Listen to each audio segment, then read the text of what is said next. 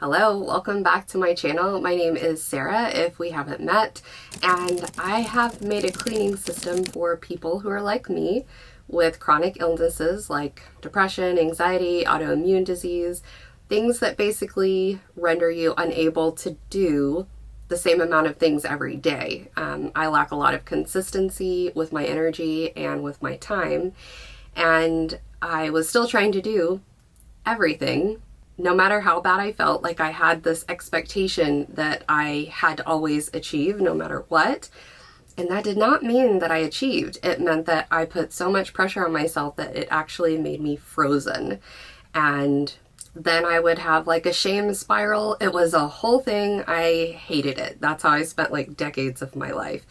And then when we brought our baby home from the hospital and I had 5 young kids, including an infant, I realized, wow, I cannot keep doing this anymore. I cannot keep trying to clean the whole house and have these unrealistic expectations. I think we're brainwashed to believe that everybody is handling it and getting it done. There's like a character default if our house is a mess, and that's not true.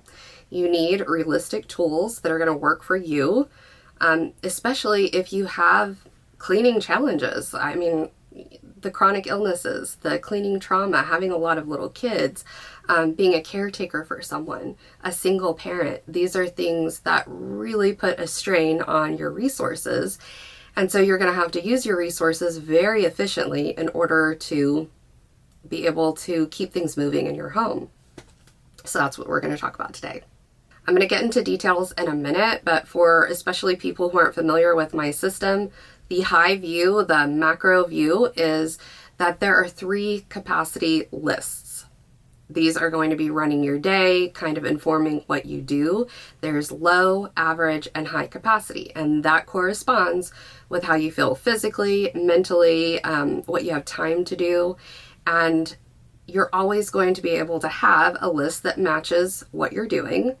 And that is going to move the needle forward consistently in your home. You'll be surprised by how these small changes actually make giant results in your home. I also have deep cleaning lists, and we'll talk about that later. But for right now, I want to talk about our capacity lists. We're going to start with low capacity and how you make this kind of spread for yourself. There are 2 options really. When I was first making my low capacity list, it was actually just a list at the time, because I thought, I write down a million things on my to-do list and it's for my ideal self. It's not for actually who I am, because I've really struggled with legitimizing my different struggles. I have just thought, well, everyone else is doing it, you need to figure out how to do it too. So I decided one day, after a particularly terrible day where I was just felt so out of control, so hopeless, like I was just stuck in this rut of always being behind, never being able to catch up. And I decided at that moment that I was going to change things. I was so tired of just giving myself a hard time. It occurred to me, like, I really have a reason for not being able to keep up with all this stuff. So what I did was I wrote down everything that I actually believed that I could do every day. My theory is, and it's borne out with me, I've seen it work for so many people, is if you start with the things that you know you can get done every single day and you develop that habit, then it creates a confidence in you. You get more efficient with your time. You're not sitting there just trying to get up and conquer a huge amount of things when you know that your reserves are so small. You're trying to do what is actually bite-sized and appropriate for your time or energy. And when you can do that, you start to trust yourself a little bit more, and you start to see, well, this doesn't need to be a shame spiral. I actually can continue to do things. I just need to tweak it so that it matches what I actually have to give in the moment. The way I first put together my list was I picked 4 things that I knew I could do every day. And it might sound silly to you, but I have had a lot of pain and I've had a lot of depression, and I just wanted to know that I could write down things that no matter what happened, no matter how badly I felt, I could still do these things. So I wrote down brushing my teeth, changing into clean under things. I wrote stretching my hips and my back for 5 minutes. I wrote down feeding myself and my kids, and I wrote down a 5-minute tidy. That's it. And a funny thing happened. It turns out that if you actually extend yourself grace and acknowledge that there are days when you're not going to be able to do as much as you want, you're actually able to still do something instead of just crumple and not be able to move forward like so many of us do when we feel pressured to do everything, and we just can't. We know we can't. After I had done every single one of those things for like a week, I added a couple more things. Like I wanted to do a 15-minute tidy, and I just added a few more things. And then I got to the point where I could add a few more things, and then that became my average capacity list. And then every once in a while I would have like this amazing energy day, and instead of burning myself out, I had to write down a list so that I wouldn't overextend myself on my high energy days. So you can get out a piece of paper and write it down. I have digital lists at this time. I'm hoping to put out a physical copy at some point.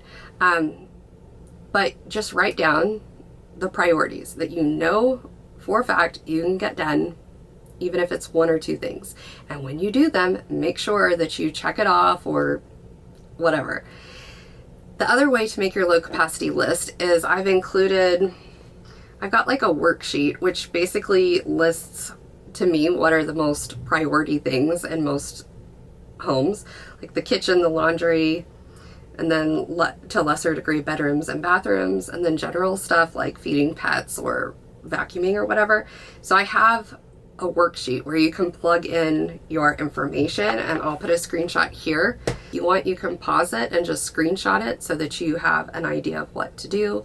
There's 2 pages to it, and you're just going to work through what you have to do, and then that kind of gives you a time that you're looking at for things that you have to do every day and things that are only like once a week things.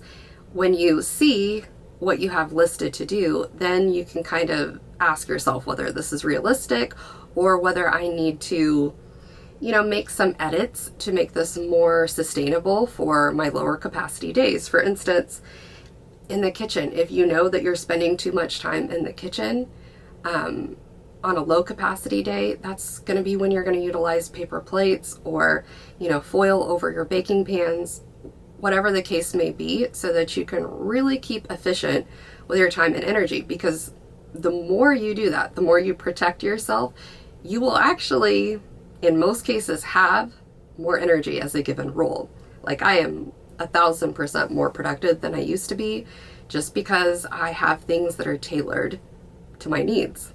My lists are all tailored to my needs. Then once you have decided on your priorities for things that you have to do during the day and things that happen weekly, like maybe ordering groceries, you can then plug that into your low capacity spread. The way I have mine, I'll show that here also, but I have like daily and weekly priorities, and then I also have weekly and daily possibilities. So I wouldn't overload those either, especially when you're starting out. I wouldn't even fill out the possibilities section. Just do what your priorities are for the moment. I'll show you in a little bit that I have deep cleaning lists for each room in the house and how I have it set up for me so that whether I'm at low, average, or high capacity, I have smaller or greater tasks that I can do. I just have basically broken down a lot of deep cleaning, so I'll show you that in a minute. But you stay with your low capacity list until you have added enough things where you think, oh, this actually feels like an average capacity list. And then that's going to be that. Same for your high capacity list. And you might not get there for a while. It took me months to get to the point where I was having high capacity days, but it did happen. And that's not the goal though. The goal is just to make you feel like you have a roadmap to follow. This is not anything, nothing about my system is you need to bend and figure out how to adapt my system to you. It is adaptive cleaning. It's meant to serve you. That's why there are these principles laid out. None of it has to be my stuff. I include like my routines in my digital planner because I just want you to see a jumping off point. But it's not intended for you to do what I'm doing. It's supposed to serve you. Okay, on to average capacity. This is actually kind of the hardest stage for me to be in when I have like a fairly okay amount of time or energy. I tend to get excited because I'm not at low energy, and I'll want to do too much. And I'll argue with myself about what to do so that I don't overextend myself. And that is not productive because I'll wear myself down just arguing about what is my most important thing to do. So that is why one of the biggest reasons I think average capacity lists are so important, because you need, if you're like me, you need guardrails. Like I need a map. I need it to be flexible, which is why I created the capacity system, but I need a guideline or I'm not going to do it. I'm just one of those people. I think life is so intense. There's so many things going on at all times. You're just dealing with a lot typically, and having to spend the internal time trying to figure out what to do is exhausting. And if you don't have very many resources to begin with, you're going to want to have this settled. Like it's going to be a little bit of effort for you to put together your lists, but once they're together, you don't need to argue about it anymore. Like if you find that you're on an average capacity list and it's just feeling too hard, you just switch down to the low capacity list. It's not a big deal. I've had people comment in videos that, well, I've been at low capacity forever. Yeah, me too. But a lot of that low capacity was not having anything tailored towards me. I was seeing constantly on social media and everything else that people were absolutely doing everything that they wanted to do, and it was discouraging. I think taking the time to create this resource for yourself where you have a plan of action is going to help pull you out of low capacity and have more average or high capacity days. So average capacity lists are very similar to low capacity lists in that you are going to really put yourself in the frame of mind of how you feel when you're like just okay. It's just a regular day. Always start with your priorities, the things that must get done, and then maybe add in a couple more things. Maybe you can do a bit more laundry whenever you're at average capacity. Maybe you can implement a little bit of deep cleaning when you're at average capacity. And you can probably access more weekly tasks also. So I'll show you what my average capacity page looks like. So for this particular spreadsheet, I have your daily and your weekly tasks, and then there's options. So this is just definitely make sure you have your priorities down first, and then the options tab is just for that wiggle room that you know if there's a project going on or if there's just different things that you want to work on, that if you're feeling up to it, you can access those. And then the sections is how I do my deep cleaning. So that's the basis of average capacity. You can also use the little worksheet at the beginning if you want to for average capacity. And then the high capacity spreadsheet is for daily and weekly tasks and for your deep cleaning sections as well. People think that anyone who has a lot of time or energy has it made, but the truth is you can spend all day busy and get nothing done. This is a very high possibility, especially if you have ADHD or something like that going on. I've spun my wheels so many times when I actually had the energy because I got excited. I wanted to do everything. I wanted to do the projects, all the things, and then I ended up really doing nothing. So having a high capacity list where you put down everything that you're going to do during the day and all of the tasks that you can do just weekly. You can pick a day for one or two things that you want to do, and then you can work on your deep cleaning. And also having the list kind of keeps boundaries on you so that you're not wearing yourself out. For me, that is a very easy thing to do. If I get to a point where I actually have a lot of time and energy, it's very tempting to just do everything, but then I'll wake up the next day and I'm back at low capacity, and that doesn't serve anyone. So it kind of protects you from overdoing it as well. And if at any time on any of these lists you find that, well, I'm doing all of these things and it's no problem. Like, I still am totally fine to do more. Just adjust your list, add a couple things. If you are on any of these capacity spreads and you feel like you're not able to keep up, adjust it. Take one or two things off.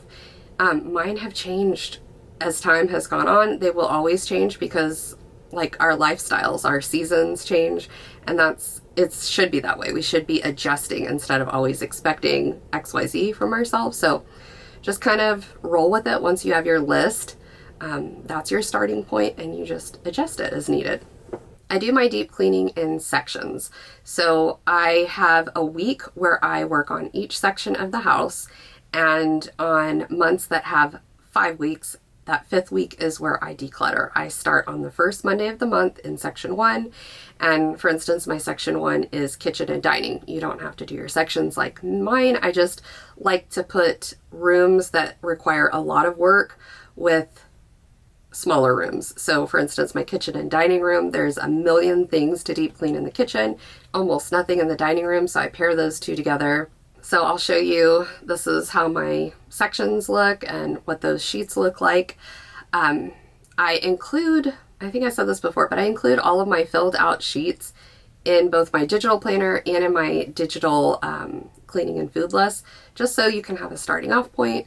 That was very intimidating for me to build a list to begin with, and so that's why I wanted to show you guys what I do, because some of those things you're going to want to do and some of the things aren't going to work for your home, and it just gives you an example basically to have that support to put together your own spread. I typically don't do deep cleaning when I'm at low capacity. At average capacity, I'll do, a certain whatever feels good to me, basically. I usually try to work for about 30 minutes a day if I'm at average capacity. Sometimes it's less, and I usually don't go past about 30 minutes when I'm at average capacity. And I will probably do that 5 times a week. For each thing I get done in my section, I just check it off so that the next month when I'm in that section again, I can remember what I did and I can work on something else.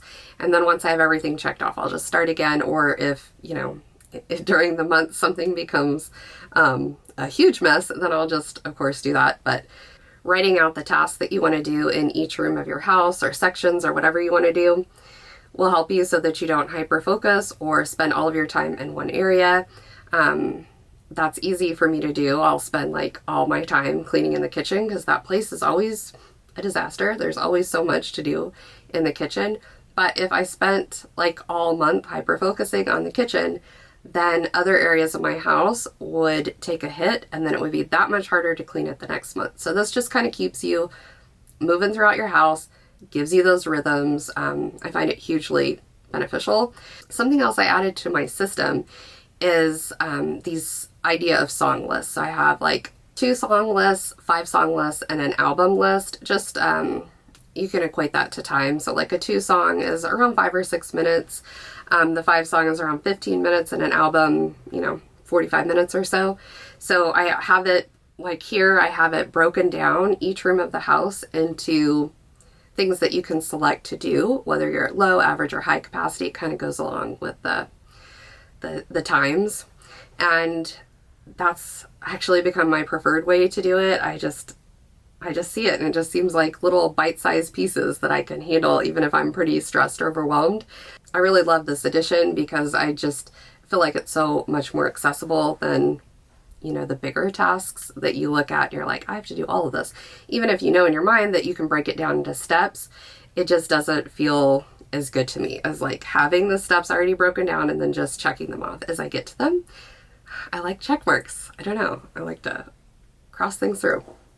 For the deep cleaning, I want to note that my section 5 is for months that have 5 weeks in them, and that's just going to be decluttering. So I have a bunch of examples here, and then of course there's a blank sheet always for you to put in what you want, but these are just, ways you can kind of move throughout the house and declutter.